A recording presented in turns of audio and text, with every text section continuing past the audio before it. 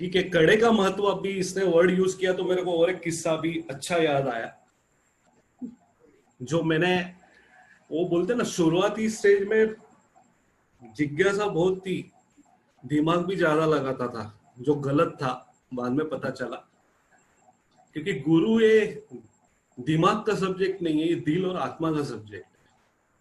तो मैं जब गुरु जी के पास पहुंचा था तो कोई सवाल या कुछ प्रॉब्लम के लिए नहीं पहुंचा था। मेरी जो शुरुआत हुई, मैं एक दिन ऐसे ही कुछ प्रॉब्लम, घर में झगड़ा हो गया और कहीं तो मेरे को बाहर निकलना था। और उस दिन महाशिवरात्रि थी और मेरे को पता था कि राजा खंडेलवाल महाशिवरात्रि के लिए गुरुधाम जाने वाला है और मैं मेरे घर से निकलना चाहता था। इसलिए मैं बाहर निकला और गुरु स्थान पहुंचा। कड़ा पहना था मैंने पहले, 1 साल पहले माधव दादा गुरुजी ने मेरे को कड़ा पहनाया था। मैं मेरे पिताजी को, मेरे डैड को वहां पे स्थान पे ले जाने की सेवा करता था। मैं उनको छोड़ता था और बाहर खड़ा रहता था दोस्तों के साथ, कभी स्थान में नहीं जाता था अंदर। और एक दिन बारिश आई इसलिए मैं अंदर जाके बैठा और माधव दादा ने बोला कि कड़ा पहनना चाहते हो क्या।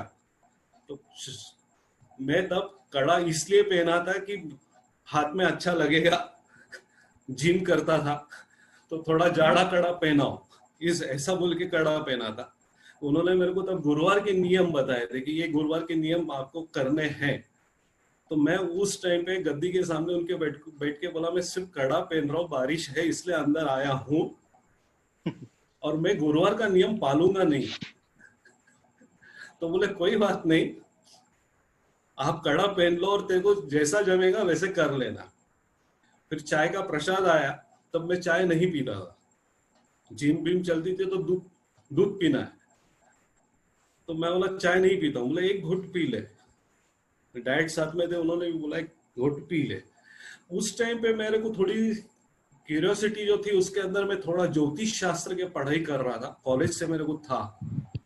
और उस टाइम पे कुछ गुरु लोग के टच में आया, साथ ही थोड़ी सी उस टाइम पे क्यूरियोसिटी, मैंने मेरे को उसमें अंदर वो कुछ नहीं था, लेकिन तंत्र मंत्र और ब्लैक मैजिक के अंदर भी इंटरेस्ट बहुत आ गया था।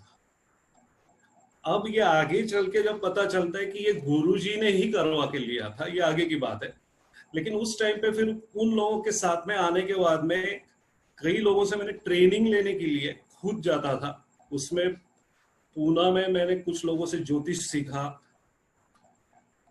मैं ये सब बता रहा हूँ कड़े के महत्व के लिए। ज्योतिष सीखा, ज्योतिष की एग्जाम्स दी, सब कुछ सीखा,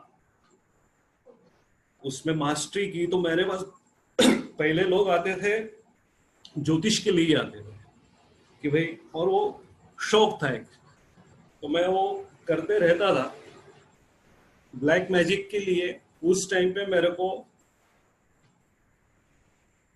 अहमदनगर में, जो आज मेरी ससुराल है, वहां पे एक सबसे बड़े मोमेडियन थे जो इंडिया के माने हुए ब्लैक मैजिक वाले थे। तो मैं उस टाइम पे मेरे मौसी के घर पे रहता था और वो उधर नजदीक डावरे गली, मौसी वंजार गली में रहती थी और वो डावरे गली में, तो मैं उधर जाके बैठता था। धीरे धीरे वो आदमी से पहचान हुई और मैं देखता था कि उधर इतना बड़ा क्यों रहता था ब्लैक मैजिक वालों के पास, कि तब महाराष्ट्र के सब कैबिनेट मिनिस्टर्स भी उधर आके बैठते थे खुद का प्रॉब्लम लेके। तो क्यूरियोसिटी बढ़ते गई, कई चीजें मैं उनके साथ में बैठ बैठ के सीखा। जब सब कुछ होने के बाद में, और मैं जब राजा के साथ महाशिवरात्रि को, गुरु पूर्णिमा को पहुंचा, तो झगड़े में गया था, गुस्सा भी ज्यादा था उस दिन, तो कुछ खाया पिया नहीं था। उस टाइम पे बहुत रास्ता जो था गुरुधाम को जाने का वो बहुत ही खराब था और कुछ गाड़ियों का आवा जावा नहीं रहता था, कुछ नहीं। अब गुस्से में गया था तो सुबह से जल भी नहीं पिया था, तो ऑटोमेटिक वो निर्जल व्रत हो गया। और रात में, दिन में तो मेरे को ऐसा हो गया था कि मैं अभी यहाँ से भाग जाऊं। मैं फर्स्ट टाइम गया था गुरुधाम, गुरु जी को कभी मिला नहीं था, दर्शन भी नहीं किए थे। और तब मेरे अंदर कुछ चीजें ऐसी चल रही थी कि शायद मैं घर भी छोड़ सकता था। तब जब पहुंचे, मैं राजा को भी बहुत गाली दी तब कि मैं कहाँ तेरे साथ आ गया, कहाँ फंस गया साला। और अभी बोले कि कोई आदमी का दर्शन करने का है, वो गुरु है, और उसके बाद में प्रसाद लेने का, फिर तू उसके बाद निकलेगा। मैं बहुत फंस गया तेरे साथ में आके। मैंने गाली उसको भी दी मन ही मन में या ओपनली। कौन आदमी है जो गुरु बन के बैठा है, उसको भी गाली दी।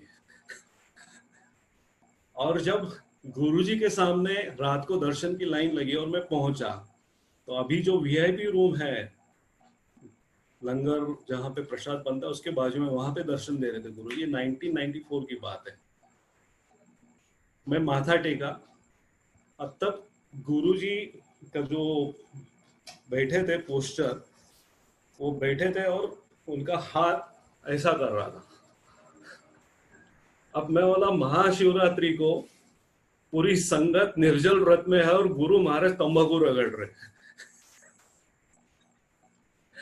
इसको अन्यथा मत लेना, गुरु बहुत आगे की चीज है, गुरु कुछ भी कर सकता है।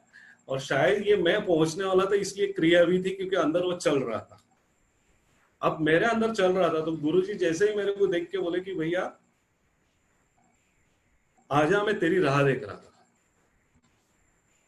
तो मैं, ठीक है भाई, देख रहे थे। बोले मेरे पास आ। तो मैं जैसे ही उनके पास जाके बात करने के लिए लगा, तो पापा जी तब बाजू में खड़े रहते। उन्होंने मेरे हाथ को पकड़ा और बोले कि आज पर्व का दिन है, महाशिवरात्रि पर्व, आज आप बात नहीं कर सकते, आप कल करना। तो मैं, आज भी मेरे को याद है कि मैं उनका हाथ जोर से झटका, ऐसा उन्होंने पकड़ा था, मैं ऐसे जोर से झटका, उनके पास गुस्से से देखा, मैं बात नहीं कर रहा हूँ, ये बात कर रहे। गुरुजी ने पापा जी को रुका दिया, बोले आ बेटा। अब मेरे अंदर जो चीजें चल रही थी कि मैं गलत नहीं हूं, फिर भी आज मेरे घर में इतना सब कुछ हुआ, वो हर बात गुरुजी ने शॉर्ट एंड स्वीट मेरे को बोल दी। अब वो बोलते ना, दुखी को राहत मिली एकदम, फीलिंग को हीलिंग मिल गया। अब मैं एकदम खुश हो गया कि अरे कोई तो है। और मैं उनकी बातें सुनी, और उन्होंने मेरे को बड़े प्यार से लिया, चूमा, और बोले कि काम करना, कल मंत्र लेके जाना। बोला ठीक है। आए, प्रसाद किए। कहीं तो वो अंदर आत्मा खुशी हो गई थी कि यार मेरे को, जिसको मैंने कभी कुछ बोला नहीं, कुछ नहीं, फिर भी उन्होंने मेरी आज मन की बात जानी। राजा भी खंडेलवाल मेरे भाई भी है, दोस्त भी है, गुरु बंधु है। मैं आज उसको बोलता हूँ, उसको थैंक यू भी बोलता हूँ, भाई तू लेके गया इसलिए आज मेरे को नया जन्म मिला। ये नया जन्म है, मनुष्य जन्म में, अच्छा जन्म। तो सब होने के बाद में उसको मैं बोला कि गुरुजी ने बोला है, तो मेरे को बोलता है यार डे वन पे तेरे को कैसे क्या मंत्र मिला, बोल रहे इधर हम 6-6 साल निकाल रहे, लेकिन अभी तक हमको कभी मंत्र नहीं मिला। अब पता ही नहीं, कुछ गुरु मालूम नहीं, गुरु शिष्य परंपरा मालूम नहीं, कुछ नहीं। अब दूसरे दिन मंत्र लिए। अब उसके बाद मेरा चालू हो गया गुरुजी को एनालाइज करना, और जो जो ज्ञान मैंने पाया था वो मैं इंप्लीमेंट कर रहा था उनके ऊपर, कि अगर इनको सब ये मालूम पड़ रहा है, तो मैं ऐसी ऐसी चीजें करता था जो जाके उनके सामने बैठता था। हर बड़े गुरुवार को उसके लिए पहुंचता था मैं, कि मिसेस को लेते थे, बच्ची भी थी, बच्ची को भी लेता था, रुचि को, और जाते थे। होता था क्या कि स्पिरिचुअल पिकनिक के हिसाब से निकलता था, और गुरुजी को टेस्ट करने का। और मैं देखता था कि मैं जो भी गलत करता हूं, अभी गुरुजी कुछ बोल ही नहीं रहे। अब कड़ा पहनने के बाद में उधर मालूम पड़ा कि ये कड़ा जो है ये तुमको प्रोटेक्ट करता है हर चीज से, इंक्लूडिंग ब्लैक मैजिक। तो अभी ये जो कड़े का महत्व बोला, तो ये किस्सा मेरे को अचानक याद आ गया, इसलिए ये आगे की सब प्रस्तावना हुई। मैं नगर पहुंचा जो ब्लैक मैजिक करता है, और उसके अंदर एक फाइनल ब्लैक मैजिक का रहता है, करनी का, जिसके अंदर ब्लैक मैजिक करने वाला सामने वाले को मार भी सकता है। और वो उसका गारंटी था कि मैं ये कर सकता हूँ। अब उसके लिए कुछ चीजें उनको लगती है, तो मैंने जाके बोला, मैं उनको जो नाम से बोलता था तब, तो बोले बाबूजी ये अपने को एक के ऊपर करना है। बोले उमेश तू इतने दिन तक मेरे साथ में बैठा, सब सीखा, लेकिन आज तू फर्स्ट टाइम कुछ काम लेके आया है। और उनको लगता है बाल या फिर कोई भी कपड़ा जो धुला हुआ ना हो, तो अभी इस हिसाब से अभी बात निकली है। तो कभी भी अपने बाल नाखून जब आप बाहर डालेंगे, तो ये गुरुजी से भी मैंने कंफर्म किया है, जब लेडीज लोग भी अपने बाल बाहर डालते हैं बनाने के बाद में, तो उसको थोड़ा अशुद्ध करना, थूक लगा के, और फिर डालना, तो फिर वो उसके ऊपर कोई कुछ नहीं कर सकता। और ये बहुत बड़ा मार्केट है ब्लैक मैजिक का। ये सेवा में, जब सेवा चलती है ना गद्दी की, तब मिलता है देखने के लिए। और इसके अंदर बहुत ज्यादा लोग हैं, और इनडायरेक्टली डायरेक्टली काम बहुत बड़ा है। तो मैं उसको बोला कि इसके ऊपर करनी करनी है। बोले क्या लाया है? मैंने जो जो उसको चीजें चाहिए थी वो दे दी। उसने किया। मैं रात को मेरे मौसी के यहाँ सोया था, दूसरे दिन सुबह ऑफिस जाके वहां पे बैठा। बोला आपने किया है क्या? बोले उमेश मैंने किया, लेकिन वो आदमी को, कोई तो भी बड़ा आदमी है जिसने अच्छे से बांध के रखा है। ये ब्लैक मैजिक में की लैंग्वेज है, बांध कर रखना। बांध के रखना है ना उसको, वो आदमी कुछ कर नहीं पाता है। और कभी तुम उनके पास भी जाएंगे तो वो बोलते कि हम तुमको ऐसा बांध के देते हैं कि आपको कभी तकलीफ नहीं आएगी।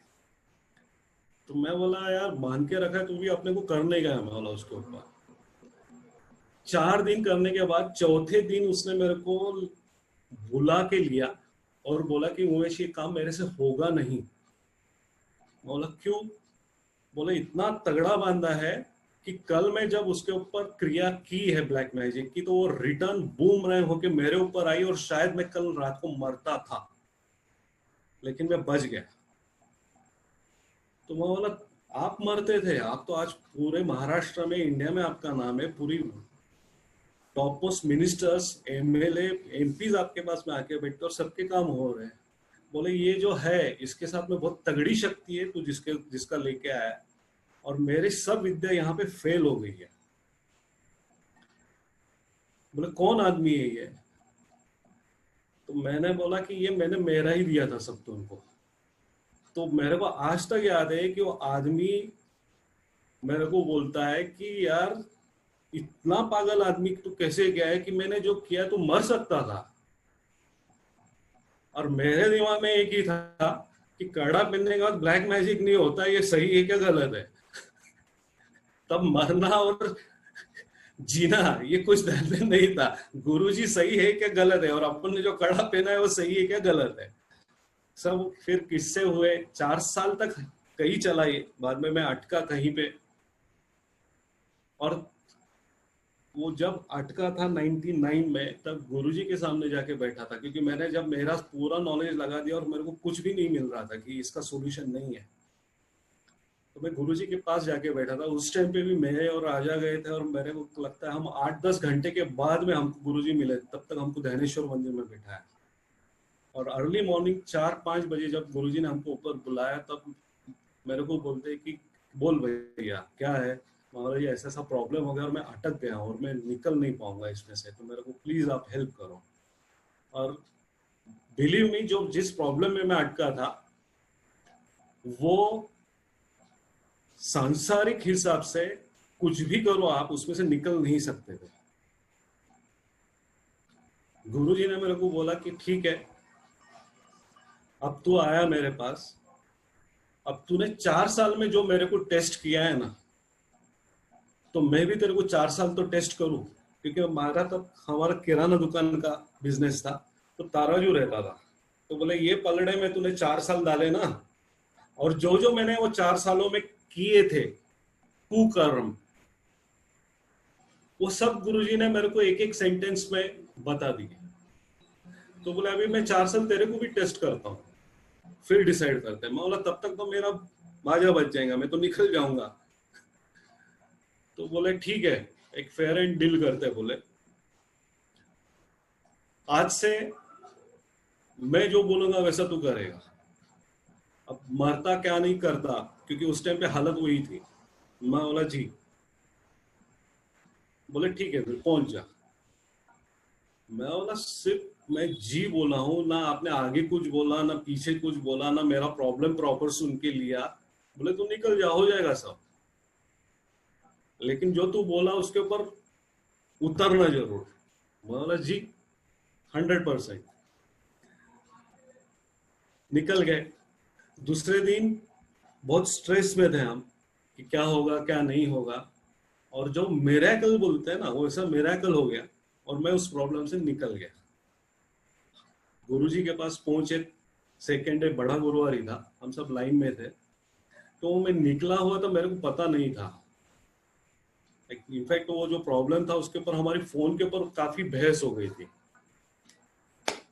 और वो बहस होने के बाद मेरे को लग रहा था कि मैं इस प्रॉब्लम में और अटका, लेकिन वो वैसा नहीं था। वो उसके वजह से मैं निकल गया था। तो मैं गुरुजी के जब पास में हम लाइन में पहुंचे तो बोले, गुरुजी ने खाली पूछा भैया कैसा है क्या हुआ। मैं बोला जी आज फोन आया था और झगड़े हो गए और मैं फंस गया। नहीं, उसके पहले गुरुजी ने बोला कि मैं आज तुम्हारे घर पे आया था यार, गेस्ट जब आता है तुम उसको चाय पानी पूछते नहीं हो गया। मैं बोला जी पूछते हैं। बोला आप कब आए। बोले मैं कोई भी रूप में आ सकता हूँ। मैं बोला नहीं गुरुजी आप आए तो नहीं। तो बोले मैं फोन पे आया था ना। अब फोन पे आया था, मैं बोला फोन पे तो आज झगड़ा हो गया मैं और फंस गया है। तो गुरुजी सिर्फ हंसे, बोले जा खिचड़ी का प्रसाद का देखते हैं। अब कल जो बात चल रही थी संकल्प की, संकल्प का एग्जाम्पल, गुरुजी ने सिर्फ मेरे से बातों बातों में एक संकल्प करा लिया कि भाई जो आगे का मैं जैसा बोलूंगा वैसे तू करेगा। और उस प्रॉब्लम में से मेरे को 100% निकाल दिया। हम बैठे, बड़ा गुरुवार था, खिचड़ी का प्रसाद मिला। बाद में 2 दिन के बाद में मिला कि ओके, सब हम उसमें से बाइज्जत निकल गए पूरा। फिर जब गुरुजी के साथ में डिस्कशंस चलते थे, मैं ये गुरुजी को टेस्ट करता था कि गुरुजी को सब त्रिकाल दिखता था, आगे पीछे का सबका। तो एक सिद्धि है, आजकल कई लोग, जैसे मैं उस दिन गुरु माँ का भी आपको एग्जांपल दिया था, सिद्धि थी उनके पास कि आपके हाथ में खुशबू डालना, आप विदाउट मैच या अग्नि जलाना मंत्रों से, ये सिद्धि है। तो ऐसी कई सिद्धियां हैं। उसमें मैं पूना में एक सिद्धियों का, जिसको पूरे इंडिया में यानी जितने भी ये नवनाथ वाले हैं उनके शाबरी मंत्र बहुत फेमस है। तो वो शाबरी मंत्र का जिसने संकलन किया है और उसका शाबरी मंत्र को पूरा संकलन करके उस आदमी ने एक बुक लिखी है जो सिर्फ नवनाथी लोगों के अंदर चलती है। और कई शाबरी मंत्र उन्होंने सिद्ध भी किए। ऐसे आदमी के भी टच में आया था, उनके साथ में भी मेरा उठना बैठना काफी था, आज भी उनके टच में हूं मैं। तो उनके साथ में मैं एक सीख रहा था पिशाच्य विद्या। पिशाच्य विद्या में कई साधना तुमको स्मशान भूमि में जाके करनी पड़ती है। वो जाके मैं तब किए भी है कुछ। तो मेरे को लगा कि वो पिशाच्य विद्या सीखने के बाद में आदमी को सब दिखता है, तुम्हारे सामने आगने वाले आदमी का सब दिखता है। तो मैं ये टेस्ट कर रहा था गुरुजी के ऊपर कि गुरुजी ने शायद पिशाच्य विद्या सीखी है, इसलिए इनको सब दिखता है कि आदमी सामने आएगा तो इसके दिल में क्या सवाल चल रहा है क्या नहीं, क्या है ये वो सब। मूर्खता में तब बहुत गलतियां की। तो जब फिर गुरुजी के सामने बैठा तो मैंने बोला कि सरेंडर होने के बाद में, और जब हम आगे चले तो मैं बोला कि ये अपनी बहुत मूर्खता थी यहाँ, और मैंने 4 साल बहुत गंवा दिए। और फिर तब मैं गुरुजी को ये भी, गुरुजी ने वो इंसिडेंट मेरे खुद ही बोला कि बोले तू ब्लैक मैजिक वाले के पास जाके खुद के ऊपर ही करवा के लिया, तू पागल है क्या। मैं बोला जी मैं टेस्ट कर रहा था। तो बोले ये पागलपन अच्छा है, लेकिन कभी कभी थोड़ा सद्बुद्धि का भी यूज किया कर, और कुछ अगर पूछना है तो डायरेक्ट सदगुरु से पूछा कर। बोला जी।